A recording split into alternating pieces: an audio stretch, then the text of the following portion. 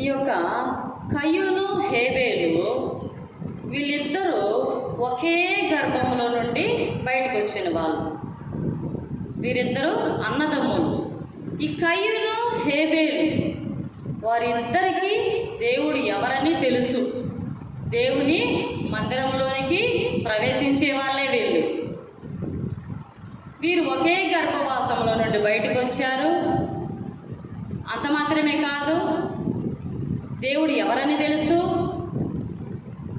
ఆ సృష్టికర్త అయిన దేవుణ్ణి ఆరాధించే వాళ్ళు.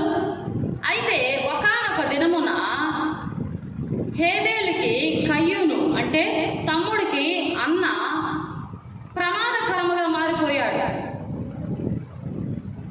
హేబేలుకి కయ్యూను ఒకానొక రోజున ప్రమాదకరముగా మారిపోయాడు.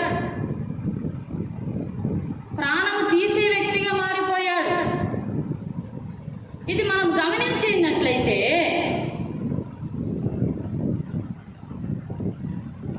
దేవుని భయము లేని వారు ఒకానొక రోజున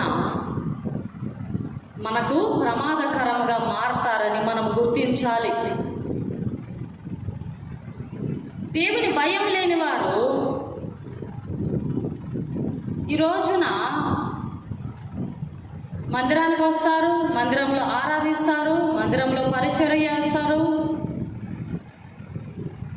లోకానికి మాత్రము ప్రభువుని అంగీకరించిన వారి వలె ఉంటారు, కానీ వారిలో దేవుని యొక్క భయం ఉండదు. దేవునికి ఎవరైతే భయపడతారో దుష్ట కార్యము చేయడానికి వారు ముందడుగు వెయ్యరు. ఎందుకంటే నా దేవుడు నన్ను చూస్తున్నాడు, ఒకానొక దినమున నా దేవునికి నేను లెక్క అప్ప చెప్పవలసి ఉన్నదని వారు భయపడతారు. కనుక వారు ఇతరులకు మేలుకరముగా మారుతారు, కానీ ప్రమాదకరముగా మారరు. నా ప్రియమైనటువంటి సహోదరి సహోదరుడా,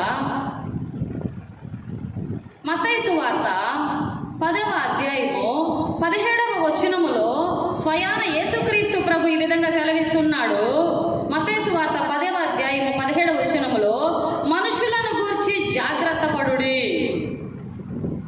మనుషులను గురించి మనం ఎంతో జాగ్రత్త వహించాలి.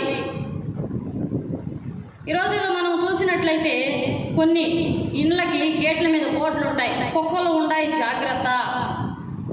కొన్ని చోట్ల మనం అడవి ప్రాంతాలలో వెళ్తా ఉంటే అటవీ శాఖ వాళ్ళు ఒక బోర్డు రాసి ఉంటారు, పులులు ఉన్నాయి జాగ్రత్త, సింహాలు ఉన్నాయి జాగ్రత్త అని. ఆ విధంగా యేసుక్రీస్తు ప్రభు మనుషుల విషయంలో మీరు చాలా జాగ్రత్తగా ఉండండి. ఈ రోజున క్రైస్తవులలో చాలా మందికి, అందరికీ అని చెప్పడం లేదు కానీ చాలా మందికి దేవుని భయం లేదు. వారు ప్రభువును నమ్మిన వారని చెప్పుకుంటారు కానీ దేవుని భయం లేదు. మరి కయ్యూను హేబేలును మనం చూస్తే ఇద్దరు ప్రభువు నమ్మిన వారు కాదా? మరి కయ్యూను ఎందుకు హేబేలుకు ప్రమాదకరంగా మారాడు ఒక రోజున? అంటే దేవుని భయము అతనిలో లేదు కనుక. ఈ రోజున దేవుని భయం లేని మనుషులు ఎంతో మంది ఉన్నారు. వారి విషయంలో మనం ఎంతో జాగ్రత్తగా ఉండాలి. హల్లెలూయా. యేసుక్రీస్తు ప్రభు చెప్తున్నాడు ఒక మాట. మార్కు సువార్త 13వ అధ్యాయము 23వ వచనములో స్పష్టంగా ఆ యేసుక్రీస్తు చెప్తున్నటువంటి మాట ఏమిటంటే, మీరు జాగ్రత్తగా ఉండుడి, ఇదిగో సమస్తమును మీతో ముందుగా చెప్పి ఉన్నాను. సమస్తమును మీకు ముందుగానే నేను చెప్తున్నా, హెచ్చరిస్తున్నా, మీరు జాగ్రత్తగా ఉండండి. జాగ్రత్త అనేది ఎవరికి చెప్తామంటే మన బిడ్డలకైతే జాగ్రత్త అని చెప్తాం. మనము ఆయన సొత్తు గనుక మనలను దేవుడు హెచ్చరిస్తున్నాడు, మనలను దేవుడు జాగ్రత్తగా ఉండండి అంటున్నాడు. నీవు ఎవరినైతే దేవుని కంటే ఎక్కువగా నమ్మినా అతనిలో వారిలో దైవ భయము లేకపోతే ఒకానొక రోజున ప్రమాదకరముగా మారవచ్చు.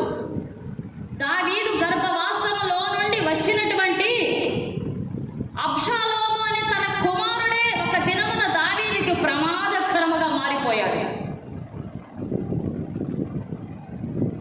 కారణం ఎందుకు? ఏం ప్రభువు తెలియదా? సృష్టికర్త ఎవరని తెలియదా? దేవుని వాక్యం వినలేదా? బోధ తెలియదా? ధర్మశాస్త్రం తెలియదా? అన్నీ తెలుసు.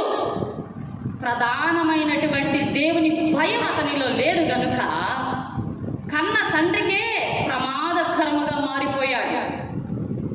నా ప్రియ సహోదరి సహోదరుడా, మనము తోడేళ్ల మధ్యలో ఉన్నాము గనుక మనము మనుషుల విషయంలో చాలా జాగ్రత్త వహించి దైవ భయము లేని మనుషుల దగ్గర మనము చాలా జాగ్రత్త కలిగి ఉండమని ఆ దేవాది